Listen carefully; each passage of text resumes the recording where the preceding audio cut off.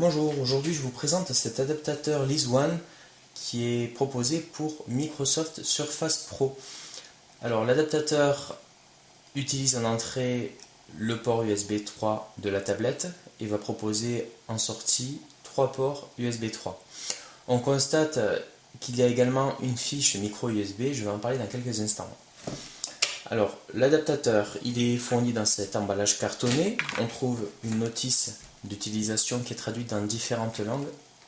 Et sur la fin, à partir de la page 19, on a une traduction en français plutôt approximatif qui va nous donner quelques caractéristiques sur le produit, notamment ses dimensions.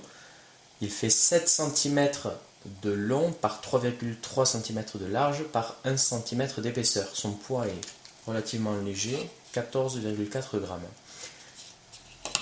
Donc le produit, quand on va vouloir le connecter, il y a quelques petits trucs à savoir. Tout d'abord, c'est que sur le marché, il existe différents types d'adaptateurs et tous ne se valent pas, tous ne font pas les mêmes dimensions et surtout, certains ne sont pas compatibles avec les autres fiches présentes sur la tranche latérale de la tablette. Je m'explique. Là par exemple, vous avez un autre adaptateur qui est proposé par Bidule, qui va proposer des ports USB 3 en sortie, SD, micro SD, etc. Mais on se rend compte quand on superpose les deux, d'une part qu'il est plus large, mais d'autre part que la fiche mâle USB n'est pas située au même endroit. Et dans la pratique, ça change pas mal de choses. Je vous montre un peu la tranche de la tablette. Donc ici on a le port USB 3, ici c'est le mini DisplayPort si on veut avoir un affichage déporté, et là c'est l'alimentation. Donc admettons que je veuille brancher l'adaptateur Bidule, je le branche comme ceci, et on se rend compte qu'il obstrue complètement le port mini DisplayPort. Donc si jamais je veux faire un affichage déporté sur un grand écran, genre un 23-24 pouces, eh bien je peux pas, tout simplement parce que je n'ai pas accès à ce port. Bon, bien sûr, j'ai toujours accès au port d'alimentation. Heureusement, ils ont pensé à ça. Et tout de même, c'est pas très pratique. Avec cet adaptateur LeaseOne, si je le branche, on se rend compte que la fiche mini DisplayPort reste accessible. Donc ça, c'est vraiment bien. Donc c'est le premier point positif, à mon sens, de ce produit, c'est que il n'obstrue pas les autres présent sur la tranche latérale de la tablette. Bien. Ensuite, je vous avais dit tout à l'heure que j'allais parler rapidement donc de la petite fiche micro USB.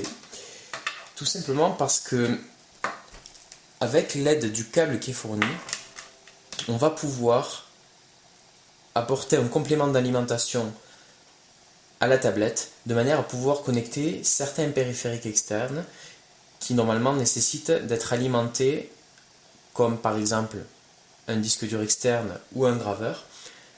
Et bien ce type de produit-là a besoin d'une alimentation complémentaire. Là je tiens dans les mains un graveur externe, comme vous pouvez voir ici, parce que la fiche USB de la Microsoft Surface Pro 3 ne délivre pas une intensité suffisante pour alimenter correctement ces périphériques. Et donc la solution en fait ça va être de brancher le câble micro USB qui est fourni, on va le brancher sur le secteur. Alors on utilise un petit adaptateur comme ça, c'est dommage qu'il ne soit pas fourni avec le hub USB LeaseOne. On se le met sur le courant et dès lors, j'ai un hub USB qui est alimenté et qui va permettre de recevoir différents types de périphériques en simultané sans mettre en difficulté la tablette. Donc par exemple, je vais brancher tout d'abord une clé USB. Je vais me mettre ici.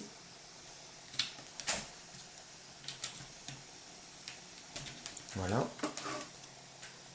Et donc là, on voit, je ne sais pas si vous voyez sur l'écran, que la clé a bien été reconnue. Je ferai un zoom tout à l'heure sur l'affichage de la tablette pour que vous y voyez mieux. Je vais brancher une deuxième clé. Je vais me mettre sur un autre port USB. Alors il faut un petit peu forcer, je trouve que Les ports USB sont un petit peu durs, mais bon, après, ça, voilà, ça, c'est pas un problème en soi à partir du moment où on le sait.